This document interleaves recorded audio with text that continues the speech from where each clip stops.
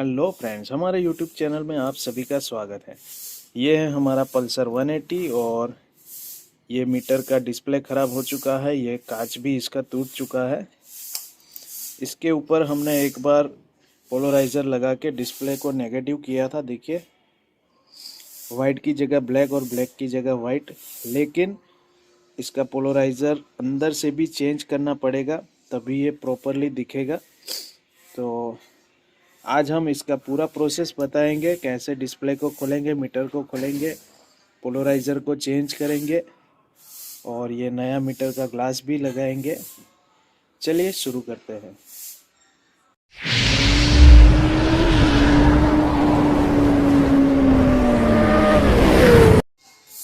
इसके लिए सबसे पहले हमें विंड स्क्रीन के 4 फिलिप्स हेड स्क्रू खोलने होंगे। 1 2 3 4। और उसके बाद ये जो डैशबोर्ड है इसके 1 2 3 4 और साइड इंडिकेटर के नीचे 5 और वो साइड होता है 6। ये सारे खोलेंगे, उसके बाद मीटर निकलेगा। तो हमने डैशबोर्ड खोल दिया है और अभी यहाँ पे जो कपलर होता है इसको हम सावधानी से निकालेंगे।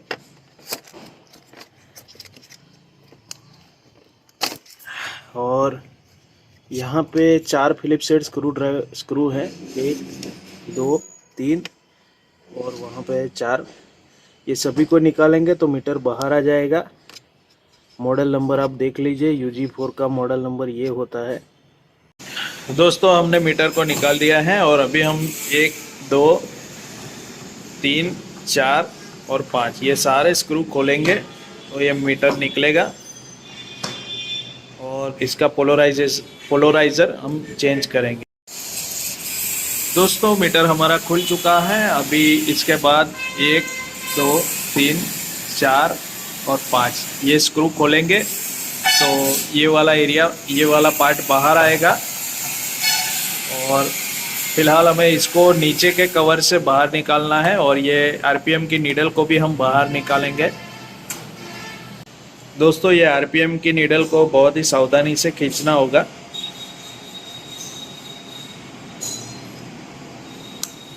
इसको हमने खींच के साइड पे रखा है और अभी इसको हम निकालेंगे।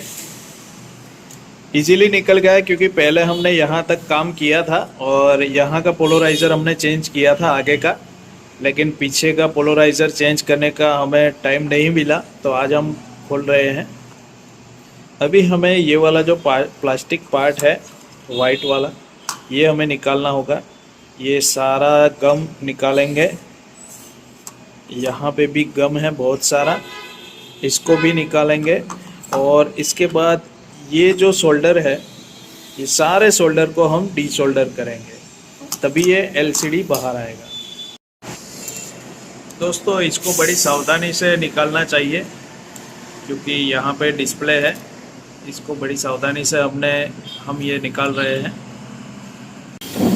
अभी हम ये सारे सोल्डर को डीसोल्डरिंग करेंगे। सोल्डर हमारा गर्म हो चुका है और डीसोल्डरिंग के लिए पहले हम ये फ्लक्स को पिघालेंगे।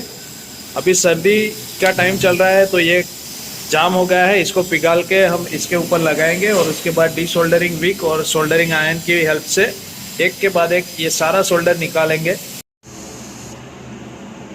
देखिए दोस्तों, इस तरह से हम डीसोल्डरिंग विक का यूज़ करके धीरे धीरे हम डीसोल्डर कर रहे हैं।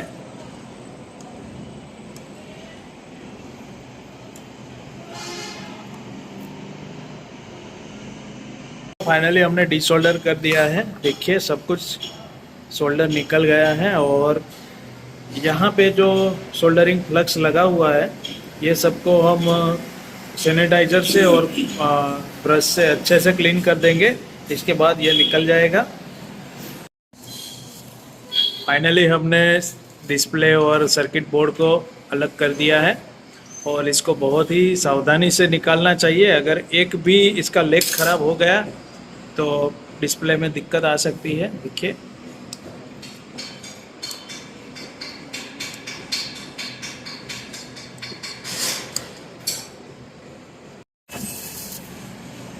दोस्तों ये एलसीडी को बड़ी सावधानी से निकालना चाहिए फ्रेम से, और इसके साथ ये जो आता है ये होता है डिफ्यूज़र, जो रोशनी को चारों ओर फैला देता है। ये बाज़ार में नहीं मिलेगा, इसको संभाल के रखना चाहिए।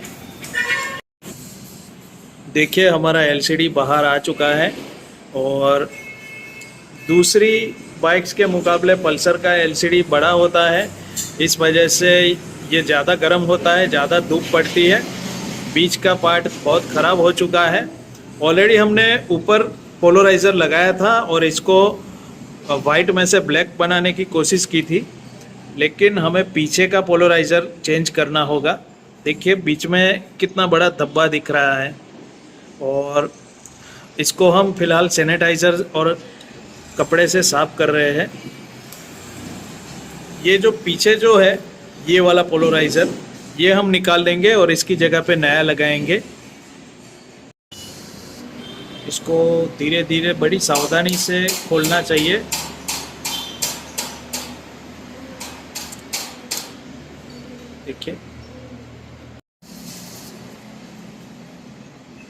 देखिए धूप में पड़े पड़े बहुत बुरी तरह से ये सूख गया है पोलराइज़र, और इसको निकालना हमारे लिए एक बहुत बड़ा सिरदर्द है। देखिए दोस्तों पोलराइज़र का हाल क्या हुआ है धूप में पड़े पड़े। वैसे हमारी गाड़ी भी बहुत पुरानी है, 2010 मॉडल। देखिए हमारा पोलराइज़र बेचारा, इसने बहुत कुछ सहन किया है। मैंने एलसीडी को बिल्कुल साफ़ कर दिया है। देखिए बिल्कुल साफ़ है। इसमें आगे की साइड पे पोलराइज़र लगा हुआ है, लेकिन पीछे की साइड पे नहीं है, वो हमें लगाना पड़ेगा। और हम इसको नेगेटिव करेंगे, मतलब बैकग्राउंड ब्लैक, और इस पे जो नंबर्स लिखे हुए आएंगे वो वाइट होंगे।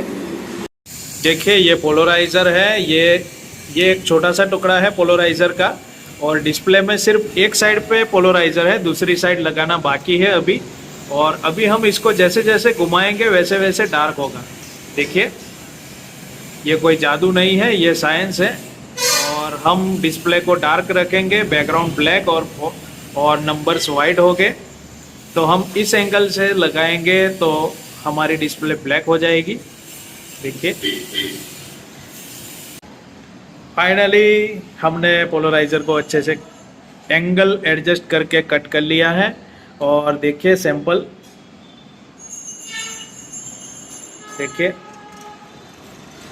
पीछे की दीवार देखिए बिल्कुल ब्लैक, ऐसा ब्लैक डिस्प्ले होगा हमारा। और जो नंबर आएंगे वो वाइट, मतलब रात को ऑरेंज कलर में दिखेंगे। देखिए एकदम ब्लैक।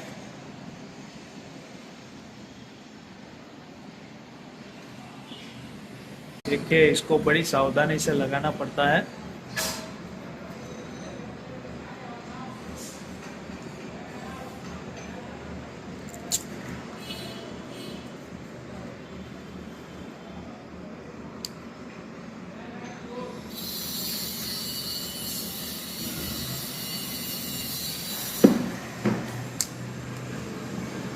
फाइनली हमारी डिस्प्ले रेडी हो गई है, एकदम डार्क। और हमें मीटर में ज़्यादा मॉडिफिकेशन पसंद नहीं है, वो सब छपरी लोगों का धंधा है। हम इसकी बैकलाइट भी चेंज नहीं करेंगे, ऑरेंज है ऑरेंज ही रहने देंगे। बिल्कुल डार्क है, और इसके फॉन्ट दिखेंगे ऑरेंज, जैसे कि रेनो क्विड का स्पीडोमीटर होता है वैसा ही हमारा भी दिखेगा। अभी हम असेंबल करेंगे। दोस्तों फाइनली हमने नई बनाई हुई डिस्प्ले को फ्रेम के अंदर रख दिया है, लेग्स को अंदर डाल दिया है। और लेग्स को अंदर डालना सबसे बड़ी मुसीबत थी, जैसे तैसे करके डाल दिए हैं। और अभी हम इसको पीसीबी के ऊपर फिक्स करेंगे। दोस्तों देखिए बहुत ही सावधानी से ये सारे लेग को अंदर डालना पड़ता है। ज़रा सी जल्दबाजी की तो आपका डिस्प्ले ख़राब हो जाएगा। लगाने से पहले इसके जो भी सोल्डरिंग पॉइंट है वो सभी पे थोड़े थोड़े फ्लक्स लगा के हम क्लीन कर रहे हैं, ताकि ये जो छेद होते हैं लेग्स के लिए वो बड़े हो जाए और इजीली लेग्स अंदर घुस जाए। देखिए,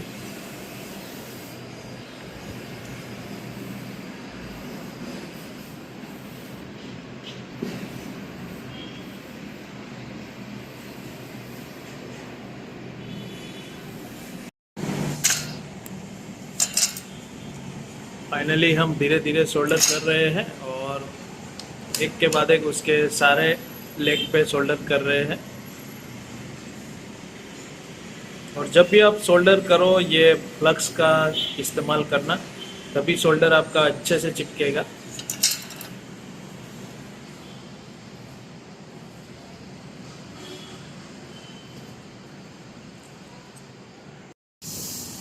दोस्तों फाइनली हमने सारे सोल्डर लगा दिए हैं और इसको हम क्लीन भी करेंगे। और यहाँ पे जो सिलिकॉन था वो हम सिलिकॉन हॉट ग्लू नहीं लेकिन सिलिकॉन की ट्यूब लगाएंगे और इसको हम टेस्ट करेंगे बाइक में। दोस्तों अभी हम इसके ऊपर सिलिकॉन ट्यूब लगाएंगे। ये वही सिलिकॉन ट्यूब है जो इंजन फिटिंग में काम आती है और ये ज़्यादा गर्मी बर्दाश्त कर सकती है, इसीलिए हम हॉट ग्लू गन नहीं लगाएंगे लेकिन सिलिकॉन ट्यूब लगाएंगे ताकि ये धूप में भी चले।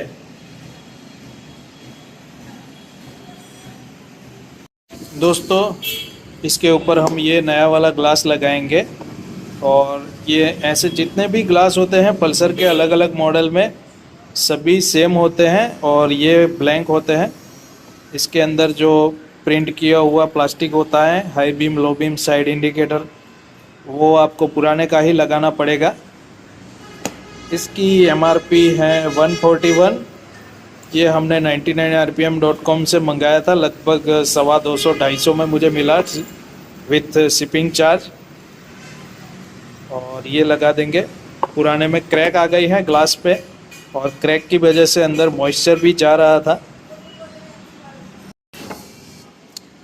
दोस्तों ये वाला हमने पुराने मीटर में पुराने ग्लास में से निकाला है, नया बिल्कुल ब्लैंक आया है देखिए। और UG4 का जो हाई बीम वाला लाइट होता है वो बहुत पावरफुल होता है। अगर हम रात को हाई बीम में चलाएंगे तो हमारी आंखों में बहुत चुभेगा, इसलिए इसकी ब्राइटनेस कम करने के लिए हमने यहाँ पे कागज़ लगा दिया है और इसको हम ये नए कवर में लगाएंगे।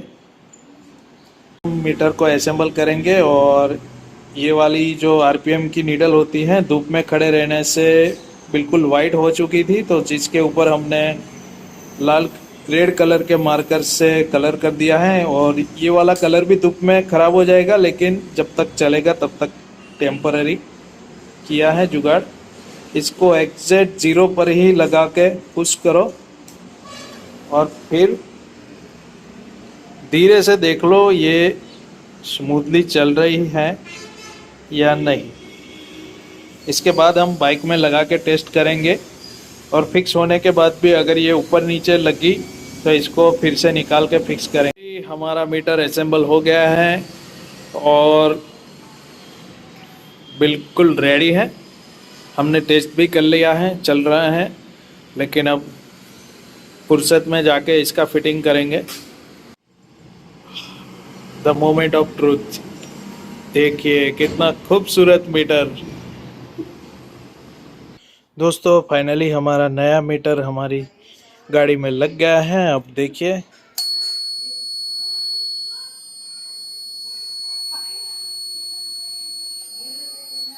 अभी शाम का वक्त है और 6:45 बजे हैं। शाम के उजाले में भी ये नेगेटिव डिस्प्ले विदाउट लाइट ऐसी दिख रही है। अगर धूप होती तो ज़्यादा अच्छी लगती। और लाइट चालू करने पे ऐसी दिखेगी। देखिए कितना खूबसूरत नज़ारा है। क्योंकि यहाँ पे जो वाइट कलर होता है वो रात को ब्लैक दिखेगा और ये सारे फॉन्ट ऑरेंज कलर के दिखते हैं। तो उस हिसाब से मैच होने के लिए हमने नेगेटिव डिस्प्ले बना दिया ताकि फॉन्ट ऑरेंज कलर के दिखे, बाकी सब ब्लैक दिखे। इस तरह से आप भी अपना डिजिटल डिस्प्ले रिपेयर कर सकते हैं। वीडियो में दिखता है उतना आसान भी नहीं है और जितना मुश्किल आप समझते हो उतना मुश्किल भी नहीं है।